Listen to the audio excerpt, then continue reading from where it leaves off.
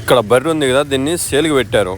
సేల్కి ఎందుకు పెట్టారంటే దీన్ని వీళ్ళు అక్కడ రాజస్థాన్ నుండి పట్టుకొచ్చుకున్నారంట. దగ్గర ఇది 20-30 లీటర్లు ఇస్తుందంట ఒక రోజుకి వచ్చి. అంటే మార్నింగ్ ఈవినింగ్ 2 పూట్ల, మళ్ళీ ఒక పూట అనుకున్నారు దీనికి. ఎందుకంటే ఇది జాతీయ నేనిగొడ్డు. ఇది ఎందుకంటే పాలు విన్నప్పుడు తన్నెళ్ళా ఎగిరెళ్ళా సన్నులు కూడా బాగా స్మూత్గా ఉంటాయి పిండుకోవడానికి. ఎందుకంటే కొంతమంది గట్టిగా ఉంటే కన్నా సన్నులు పిండలేరు కదా, చేతులు నప్పిస్తాయని.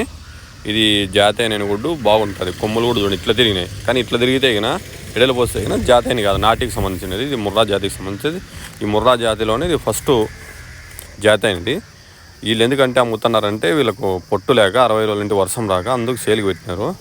చూడండి ఇంకా ఇది ఇంకా ఫస్ట్ తొలిసూరు పడ్డ, ఇది 4 వాళ్ళతో ఉంది. తొలిసూరు పడ్డ 4 వాళ్ళతో ఉంది. ఇంజక్షన్ మొన్న వేయించారంట, వేయించి ఒక 3 నెలలు అవుతుంది.